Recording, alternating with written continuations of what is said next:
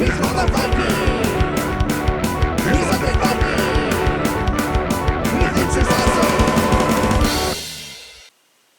everybody, it's me, Undead Viking. I'm here to review a game for you. Now, I'm going to show you the game box, and it says Deadly Vacation, but I need you to erase that from your mind and replace it with Hitman Holiday.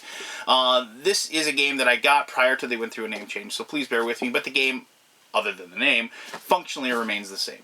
Hitman Holiday is a game about each person being a hired assassin, having a career of killing people for money, and it just so happens that everybody seems to be vacationing at the exact same resort at the exact same time. And because of that, targets of opportunity and what have you, you are going to be hunting each other down and trying to kill each other. And the first person that can do that really well and score 5 points will win the game. Now, Deadly Vacation has a wonderful little cat and mouse aspect to it. You know, not only are you trying to chase down the people that are, you know, that so you can win, but you also got to have eyes in the back of your head as the other people are trying to chase you down as well. So let me show you the different mechanisms and how to play the game, and then we'll come back here and I'll tell you exactly how to play Hitman Holiday. Alright, this is Hitman Holiday, not Deadly Vacation, as I said earlier. As always, this is a really good prototype, actually, that I got, but it is still a game that is in the process of being refined. Obviously, the name is changing and things like that. So, the stuff that I'm going to show you right now may or may not look like the final product, if you will, when the game gets published.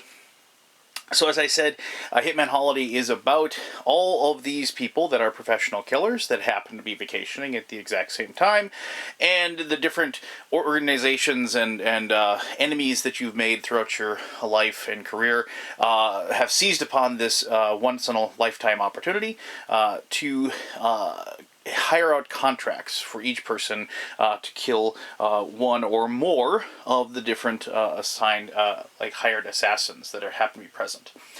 Each of these characters, except for this guy down here and this guy up there, are the assassins. Those are the patrolmen that can be moved around the board and will actually can be used to protect you, because if they catch somebody, or well, one, if you're caught killing somebody by a patrolman or what have you, you are then arrested and theoretically executed or whatever, and you are killed in the game, and then you get to come back. This was originally a game that had player elimination, but they have adjusted the game slightly so that once you are knocked out of the game, you can come back and you're playing up to a score instead of being just out of the game. Each of these assassins is represented by each person that is going to be playing the game by one of these boards. And so, like here's Fian, and they have traits, and I'll explain why they have traits in a little bit. They have a power that they have that allows them to break the rules. Like Fian can actually move the patrolman around because he's an older assassin and he has bodyguards, so he has this around. The cards down here, I'm going to just put down all of them, but this one character. The cards around here are when you collect cards that give you certain things, like this security camera. You will place the card on the spot like that, and then you will take a marker that you have, see, this isn't, let me find the, I have all these collected into a row, because you're getting a bunch of different markers and what have you. So here you have, you have that card there, and you can go ahead and place that on there, saying that this is your number 1 or whatever. And then if on your turn you place it in a location, so this is a security camera, so you want that to be plant. This location is exposed, remains in play until it's disabled. Security cameras that have caught players will become revealed. So it allows you to try to catch people in the act, and then you'll place it in a location as well, like you place another marker there, and so you can then show that you place that, it's on your particular board, and then obviously then you can reveal it at an opportune time at that time. You will be collecting those cards as you play the game, throughout the game, and there's lots of different things in there that allow you to, like you said, like with the security cameras, and catch them. Let me just show you a few of those cards quick while we're talking about them. Some of them, like here, Hidden Clue, you play it, you get 2 extra action points. Normally you have 4 action points per turn when you go. A remote bomb, you place it in a spot, and then later on you can trick it. You kill everybody in that location, and also in adjacent locations as well. You can kill multiple people with one thing. You can also, like here you have this one, the Garrote. Kill a target in the same location as you requires an action point. Now you might be thinking, well, what can you kill people otherwise? Well, yes, you can, because you can see there's lots of different locations that have these little symbols on them, these little yellow symbols, and what those are the ability to kill somebody if you and the other person happen to be in that location at the exact same time. In some of these places have the white circle around them, so they're exposed. And so you might be thinking, well, how do I kill somebody? Well, there's ways around that. You can, you can place certain things like, let me find the blackout card, for example. Like you can do this, and it's like the player location is no longer exposed unless there is at least one security camera in the same location. So if you can pull that off, you can be in the same spot. Somebody thinks that they're safe. You play the blackout, and then you can go through the process of doing the assassination. As I said, you do have 4 action points in a turn. How you use those, obviously, is completely up to you. With those action points, you can just move. Moving is a little bit, there's some rules regarding it. You can just move 1 space for 1 action point. However, you may see that there's a lot of these different things, like you might see this little green arrow and this little swirly line like that. That is like a one-way trip that you can go and move 1 space that way. That's like called a buggy shortcut. And then there's blue ones like up here. That's a jet ski, so you can go from here to there with 1 move if you want to save some time. And also there's like a way to, like, if you jump down like here, you can go like this to this, and that's a 1 space move, if you will. There are some other shortcuts that are 2 ways, and this is kind of tough to see because it's right in the crease, but from here to here there's that black dotted line, things like that. So it isn't always just the 1 space to 1 space type of thing. You also, on your turn, with your action points, I mean, each one of those is 1, no matter what kind of movement you do. Just because it's a jet ski, it doesn't extra movement or 0 movement or anything like that.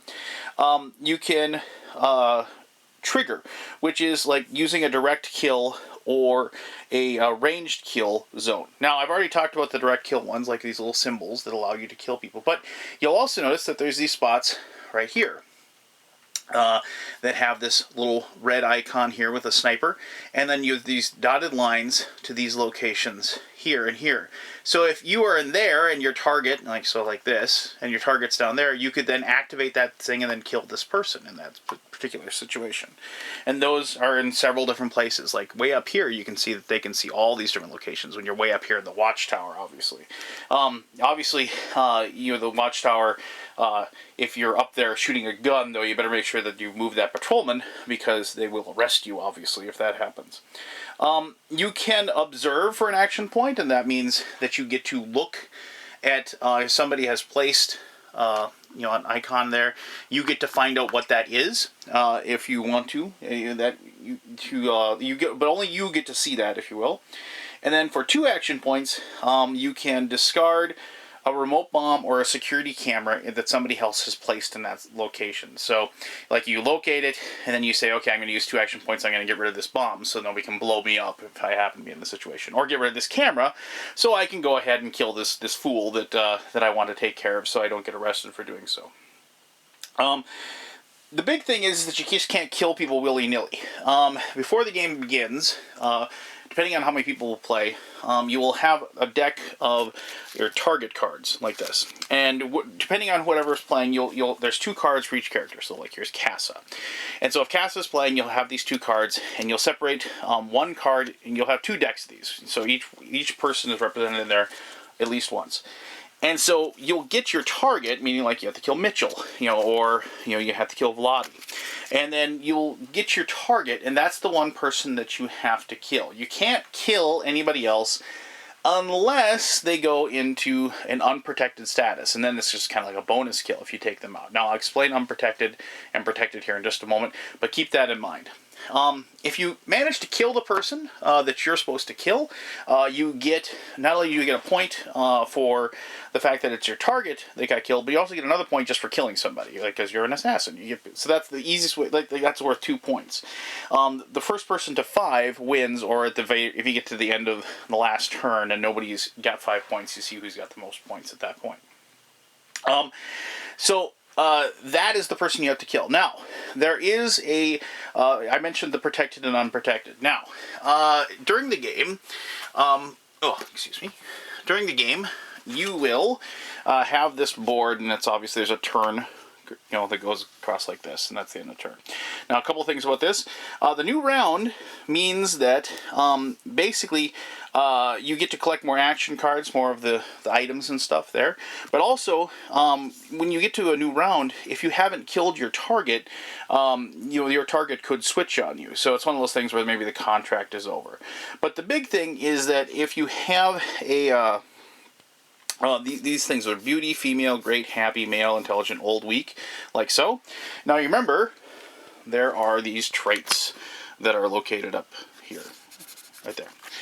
And when you are required to, when you get to, when you're going through the turns like so, you are required to take one of your little action. They have these little question marks on the back. So this is this particular character, if I remember, this is Ivana. So the Ivana player, if let's say their target was Fionn, and he has traits of intelligent, male, old, and weak.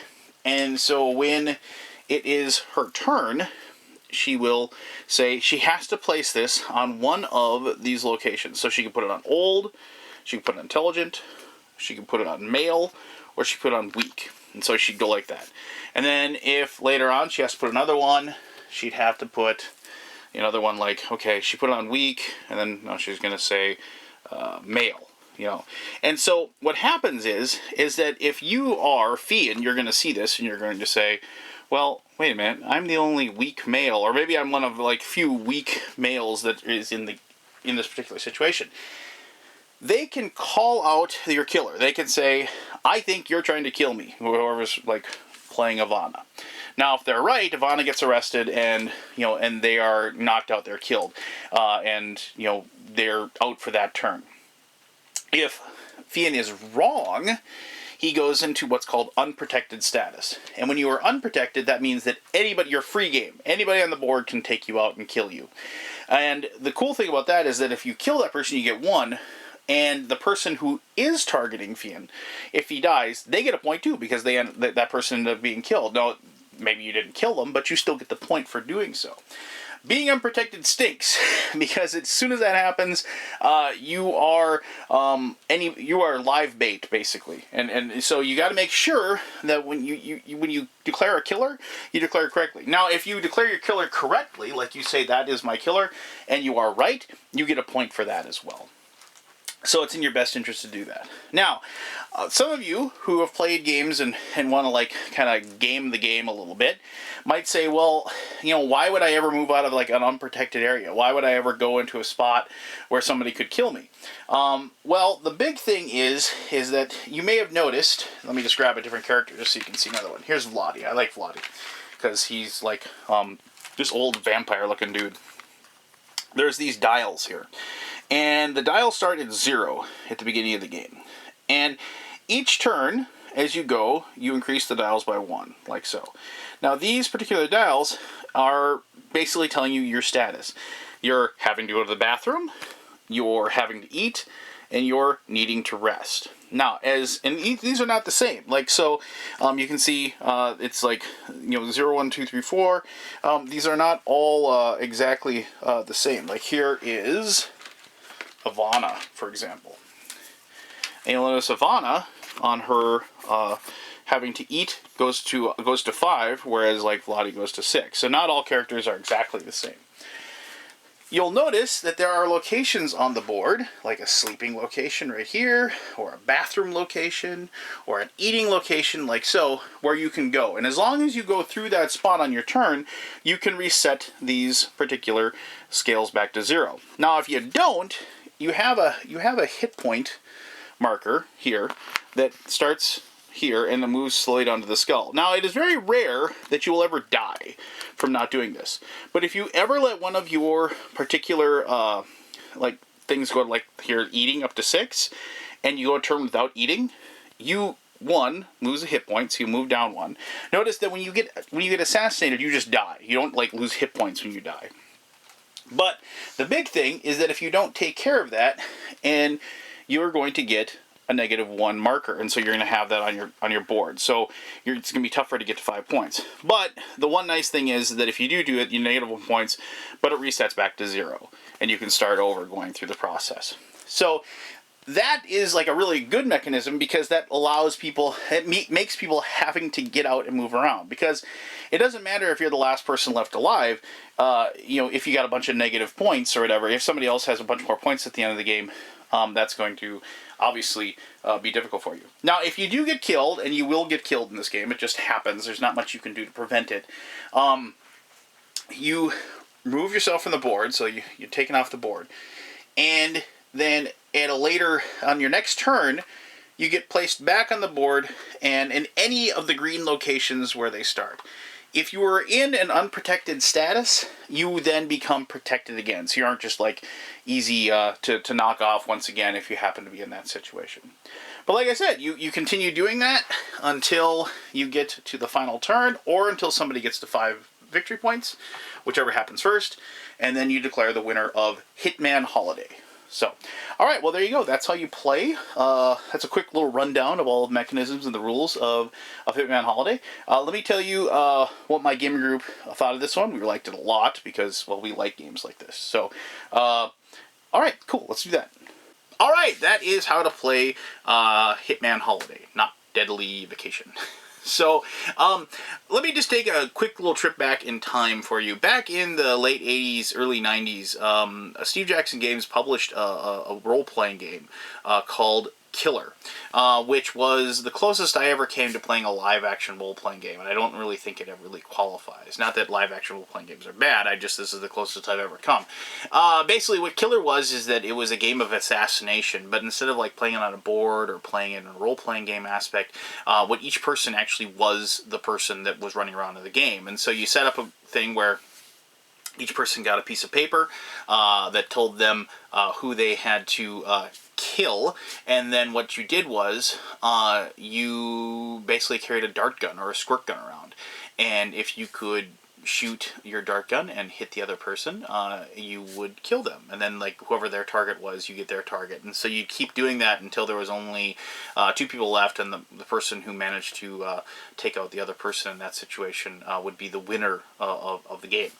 Now, obviously, that had a lot of issues as far as running around in high school and doing it, and we got in trouble a few times. But I mean, regardless, that was kind of like the way that we could actually play a sort of spy type of situation, if you will. And I only mention that because there's been a lot of like spy games and stuff like that, but I don't think I've ever played an actual game that was completely about assassination, and that's what this game is all about. There's a ton of things I love about this game, and I mentioned that I knew my gaming group would like this, or I said my gaming group really liked the game, and the reason why I knew my gaming group would really enjoy this game is a few reasons. We love games with treachery, and we love games with hidden secret knowledge and things like that. I love the whole process of, nobody knowing who I'm supposed to kill, and the bluff and the counter bluff, if it will. And I also love the paranoia that I feel when people are starting to get close. And this is a game that like you really have to play to like really experience it. Unless you've played games of weird negotiation and bluffing and things like that, you probably have a good semblance.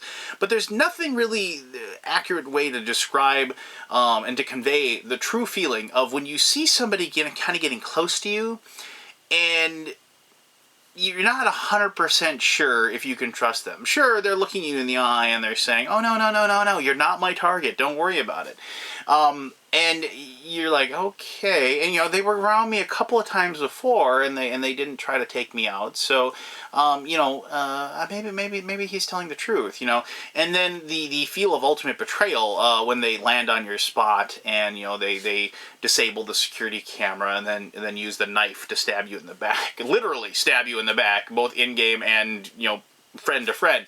And it's like, it's one of those moments where if you're like the stabby, you're like and if you're not, you're like, no, why did I trust you? And that's when you swear ultimate revenge, and try to make sure that you do everything you can to get them in the game if at all possible, you know, in any, you know, if you can pull it off.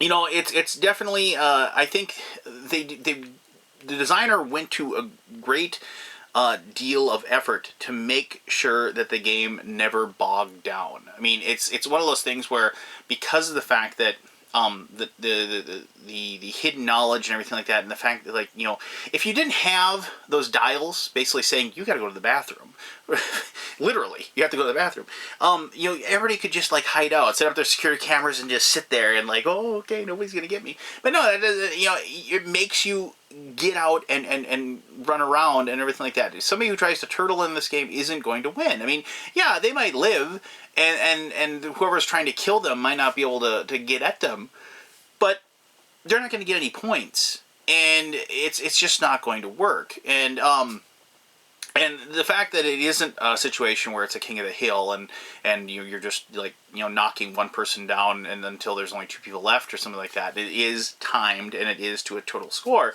You know, the process is that get out and grab and take your opportunities as much as possible. And it's definitely a game of clever card play and trying to outthink and outwit your opponents. And whenever you have a game that isn't about you know, creating your little garden engine, or you know, whatever, you know, victory point engine game you have, which, you know, are fine games and I love playing them, but whenever you have a game where you're actually matching wits with the people that you're playing against, the replay value and the story that the game tells you each and every time that you play is just so different, and just all kinds of, you know, great memories, great experiences, and a lot of fun. So if you like that type of game, I really can't recommend Hitman Holiday enough. Especially, you know, I have the same game group I've had for decades, and there's something so wonderful and delicious about actually being able to slay them, even if it is on a cardboard map, if you will. So, there you go. If you have any questions about the game, please post those. I'll be glad to help you with those as much as I can. As always, I really appreciate you taking the time to watch this video. And until next time, I'm the Undead Viking, and I'm telling you to have yourself one heck of an awesome day. All right.